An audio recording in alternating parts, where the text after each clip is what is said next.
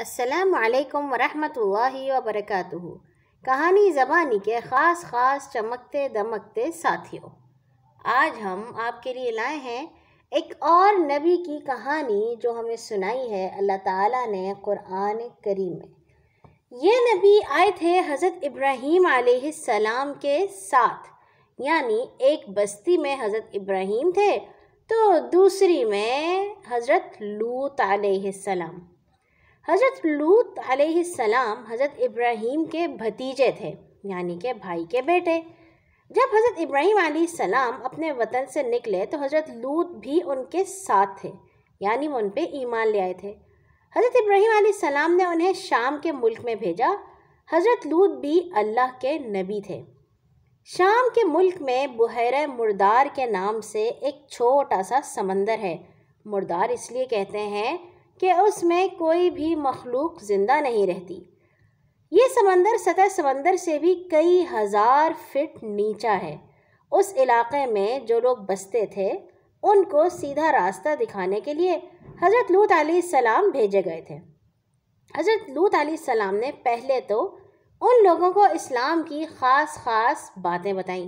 یاد ہوں گی آپ کو وہی باتیں جو حضرت نوح، ہود، صالح اور ابراہیم نے اپنی قوم کو بتائی تھی کہ لوگوں، تمہارا مالک وہی اللہ ہے جس نے تمہیں پیدا کیا ہے۔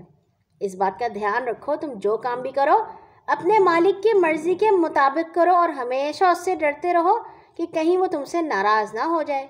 اللہ کو خوش کرنے کے لیے تم میرا کہا مانو۔ میں تم سے اپنے کسی کام کا کوئی بدلہ نہیں مانگتا، مجھے تم سے کچھ نہیں چاہیے۔ ان باتوں کو بتانے کے بعد حضرت لوط علیہ السلام نے انہیں برے کاموں سے روکا جو وہ کیا کرتے تھے۔ ایک بہت برا کام جو وہ کرتے تھے اور جس سے اللہ تعالیٰ نے منع کیا ہے کہ لڑکے لڑکوں سے شادیاں کرتے تھے اور لڑکیاں لڑکیوں سے۔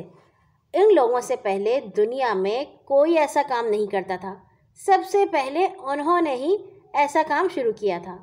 اچھے ساتھیوں، جب کوئی آدمی برائیوں میں پھنس جاتا ہے تو برائیاں اسے اچھی معلوم ہونے لگتی ہیں۔ ان لوگوں نے جب حضرت لوط علیہ السلام کی باتیں سنی تو الٹا بگڑنے لگے، کہنے لگے اچھا تو ایک آپ ہی بڑے نیک بن کر آئے ہیں، ایسے ہی نیک بنو گے تو ہم تم کو اپنی بستی سے نکال باہر کریں گے۔ یہ نصیحتیں دینا ہے تو کہیں اور جاؤ، ہمارے ہاں تمہارا کوئی ٹھکانہ نہیں۔ حضرت لوط علیہ السلام نے بہت سمجھایا، کھول کر بتایا کہ اللہ کو ناخوش کرنے کا نتیجہ اچھا نہیں ہوتا، وہ بہت طاقت والا ہے، اس کی پکڑ بھی بہت سخت ہوتی ہے، اس کے عذاب سے ڈرنا چاہیے۔ جب سمجھانے کی حد ہو گئی اور لوگوں نے حضرت لوط کی کوئی بات نہ سنی تو اللہ کے عذاب کا وقت آ گیا، جیسے اس سے پہلے عاد پہ آیا تھا، ثمود پہ آیا تھا، قوم نوح پہ آیا تھا۔ اور ہوا یہ کہ ایک دن حضرت لوط علیہ السلام کے گھر کچھ مہمان آئے۔ یہ مہمان دو خوبصورت لڑکے تھے۔ بستی والوں نے انہیں دیکھا تو انہوں نے کہا کہ ان کے گھر تو بڑے اچھے مہمان آئے ہیں، ہم انہیں اپنے پاس بلا لیتے ہیں۔ حضرت لوط علیہ السلام کو بڑی فکر ہوئی۔ انہوں نے اپنے لوگوں سے کہا، دیکھو میرے مہمانوں کی بے عزتی نہ کرو، تمہیں کیا ہو گیا ہے؟ تم میں کوئی ایک ایسا آدمی بھی نہیں رہا جو تمہیں اچھی باتیں بتا سکے، تمہیں صحیح طرح سے سمجھا سکے؟ دیکھو اللہ تعالیٰ نے مردوں کے لیے عورتیں پیدا کی ہیں، ان سے شادی کرو، یہ ٹھیک کام ہے، اور اگر آدمیوں سے کرو گے تو وہ بہت بری بات ہے۔ قوم کے بدماشوں نے حضرت لوط علیہ السلام کی باتیں سنی انسنی کر دی، کہنے لگے آپ کو پتہ ہی ہے کہ ہم کیا چاہتے ہیں، یہ آپ کی باتیں ہماری سمجھ میں آنے والی نہیں۔ حضرت لوط کو بڑی پریشانی ہوئی کہ اب کیا کیا جائے۔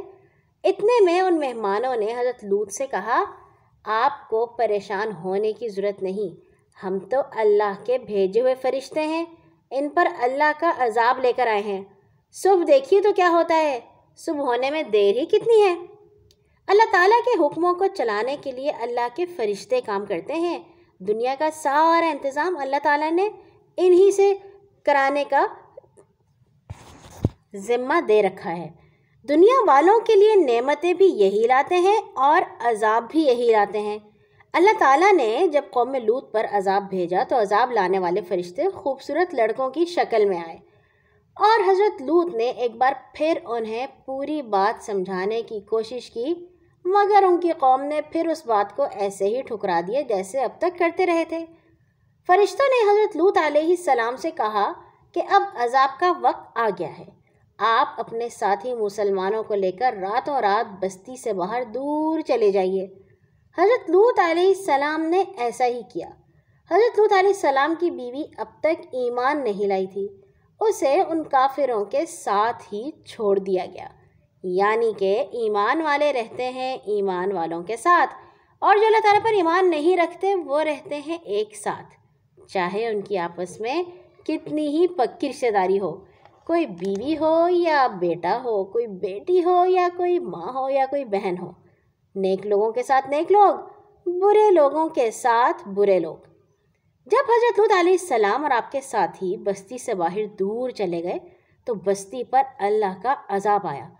بس یوں سمجھو جیسے کوئی آتش فشاں پھٹ پڑے، ساری بستی تلپٹ ہو گئی، بستی پر خوب پتھر برسے، اللہ کا حکم نہ ماننے والوں کا کہیں پتہ نشان نہ رہا۔ اللہ کے نبی کو جھٹلانے والے ایک لمحے میں اس طرح مٹ گئے جیسے کبھی رہے ہی نہ تھے۔ سچ ہے، اللہ کی پکڑ بہت سخت ہے، اس کے فیصلے کوئی بھی نہیں ٹال سکتا، وہ بہت قدرت والا ہے۔ اور ان باتوں میں جو اللہ تعالیٰ نے ہمیں کہانیاں سنائی ہیں، ان لوگوں کے لیے بہت نصیحت ہے جو اللہ کی بات نہیں مانتے، اس کے بھیجے ہوئے قانون کو نہیں مانتے اور اس کے رسولوں کی بتائی ہوئی باتوں پر نہیں چلتے۔ اللہ تعالیٰ نے یہ کہانیاں ہمیں اسی لیے قرآن میں سنائی ہیں تاکہ ہم انہیں پڑھ کر سمجھ سکیں کہ ہم نے کیسی زندگی گزارنی ہے، اللہ تعالیٰ کو خوش کرنے والی زندگی کیسی ہوتی ہے۔ اللہ تعالیٰ سے دعا ہے کہ ہمیں ایسی زندگی گزارنے کی توفیق عطا فرمائے، آمین۔ کل آئیں گے انشاءاللہ ایک اور نئی کہانی کے ساتھ۔ اللہ حافظ۔